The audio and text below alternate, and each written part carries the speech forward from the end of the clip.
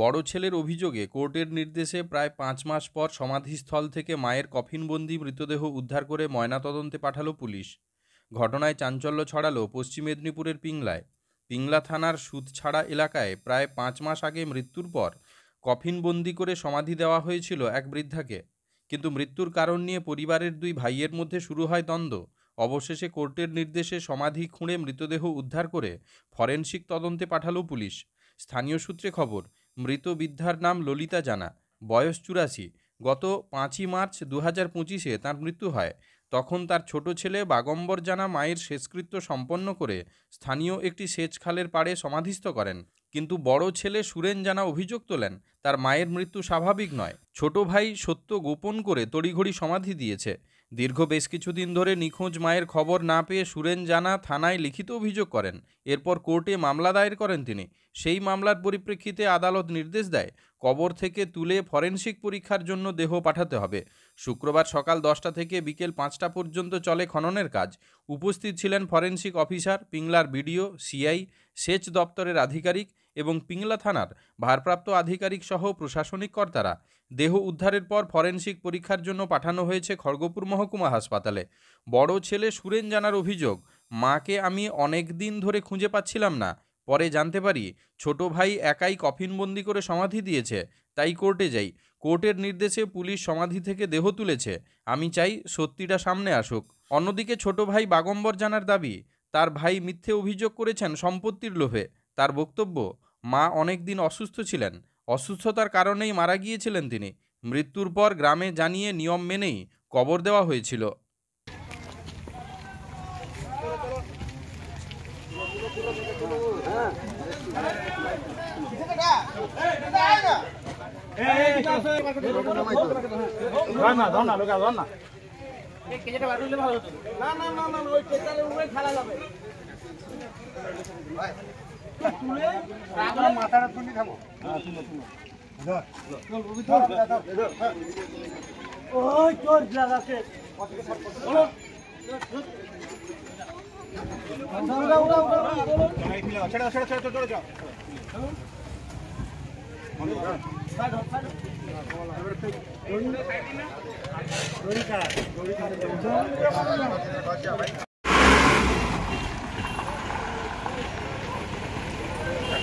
ঘটনা কি জানেন, ছোটবেলার দিকে ওই টোটন জানা বা ভাইপো টাইপো সবাই, হ্যাঁ, ওদেরকে আমরাই দেখভাল করতাম। আমাদের কাছে খাওয়া দাওয়া, আমাদের কাছে মানুষ, ওদের বাচ্চাও আমাদের কাছে মানুষ। আমি ওদেরকে যথেষ্ট ভালোবাসি, সব দিন পাড়া প্রতিবেশী সবাই জানে। সুরেন জানা মাকে খেতে দেয়, মাকে সে রাখবেনি। একই অন্যের ছিল, বাবা যখন মরে যায় তাকে আর রাখবেনি। যা খাবো আমরা, মা তাই খাবে। আমরা না খেতে পারলে মা খেতে পারবেন, আর কি করবো। আর এইভাবে আমার বাচ্চা যা খাবে ও তাই খাবে, এই বলে শেষমেশ মা আমার কাছে এতদিন 35 বছর এতদিনই আছে। হ্যাঁ, রোগ জ্বালা যাই হোক না কেন আমার কাছে আছে। এবং আমার বোন টোন সবকিছু আমার কাছে আসা যাওয়া করে। এমনকি আমার বোন টোনকে কাউকে দেখেনি ওরা। এখন আপনার মা বর্তমানে কোথায়? আচ্ছা, এবারে বলছি। যাই হোক, দেখভাল করে হঠাৎ মারা যায়। ও তো কত সালে, এই কি মাসে মারা গেল? ফেব্রুয়ারি মাসের মার্চ মার্চ মাসে, ঠিক জানো তো, মার্চ মাসের 5 তারিখ মারা গেল, বিকেল 5টায় মারা গেল। আচ্ছা, হ্যাঁ হ্যাঁ, এই 2025-এ। এই 25। আচ্ছা, এইবারে যখন মারা যায় সঙ্গে সঙ্গে তো আমরা ডিসিশন নিতে পারি না, তো একটা স্থানীয় ডাক্তারকে ডাকতে হয়। ডাক্তারকে যখন ডাকা হলো, ডাক্তার দেখলো যে স্টেথোস্কোপ দেখলো, বলে না তোমার মা মারা গেছে। আচ্ছা, ভালো কথা। যখন মারা গেছে বিকেল 5টার সময়, সঙ্গে সঙ্গে আমার দাদাকে, আমার নিজের লোক দিয়ে আমার দাদাকে খবর দেওয়া হলো। তখন আমি অসুস্থ, আমার ক্যাথিটার লাগানো ছিল, ঠিক আছে, যার জন্য লোক দিয়ে সবকিছু করতে হচ্ছে। আচ্ছা, খবর দেওয়া হলো। খবর দেওয়ার পরে তারপরে আমি আমার ভাগারি সবকে ফোন করলাম। মা বাবাতে ভাগারি সব আছে, 50-60 জন ভাগারি আছে, তাদেরকে ফোন করলাম যে কাকা খুড়া এরকমভাবে যা আছে বললাম। তাদেরকে ফোন করলাম যে এরকম মা এখনই মারা গেল। তার আগে অসুখ টসুখ হয়েছিল, তখন জানানো আছে, হ্যাঁ, যে এইমাত্র মারা গেল। তখন বলছে তাহলে মারা তো গেছে, তোরা কি আজকে সৎ কাজ করবি? এরকম টাইম হয়ে গেছে। বললো না, আজকে আর করা যাবে নি গো। এই কারণে করা যাবে না, সব থেকে ডেকে জোগাড় করে সে রাত্রি কেটে যাবে। ওর থেকে আজকে করবো না, কালকে করবো, এই বলে কালকে করা হবে। তখন বলছে যে তোরা তোদের মধ্যে নিজেরা কাজ করবি না, আমরা কিছু করতে হবে না? হলে না, লোকজন আছে করে দিবে। বল ঠিক আছে, তাহলে কাজ করো, অসুবিধা কিছু না, আমরা সকালে যাবো বলে ভাগারি সব সকালে আসছিল। হ্যাঁ, সবাই থেকে দেখলো, দেখার পরে বলে বাবা তোরা তাহলে কাজ কর, যদি না লোক থাকে আমরা লিখে দিই। বলে না লোকজন আছে। এই বলে আমরা কাজকর্ম করলাম।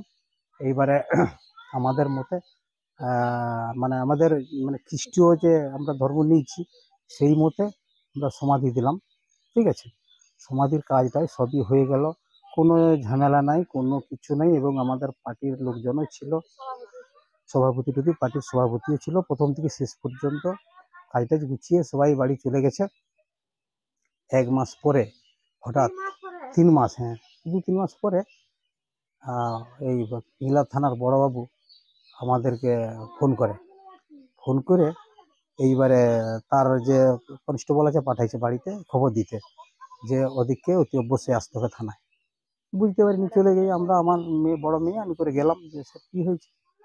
তো বলছে তোমার মাকে তোমরা নাকি মার্ডার করেছো, হ্যাঁ তোমাদের নামে অভিযোগ আছে, হ্যাঁ তোমরা আসামি হয়ে গেছো, অমুক হয়ে গেছে, কিছু হচ্ছে, এরকম বলতেছে। আমি এখন হেসে দিচ্ছি কথাটা, হ্যাঁ হেসে দিতে বলছে এটা হাসির কথা না, এরকম কিছু বলতে। যাই হোক, কিছু প্রমাণপত্র দিলাম, প্রমাণপত্র দেওয়ার পরে হ্যাঁ সব প্রমাণ একদম ডিটেল, মানে সে বলছে আমি ওই ঝামেলাটা চুকিয়ে দেবো, আমাদেরও ভালো লাগেনি। লাস্ট পর্যন্ত যা কিছু চাইছে সবই কিছু দেওয়া হয়েছে।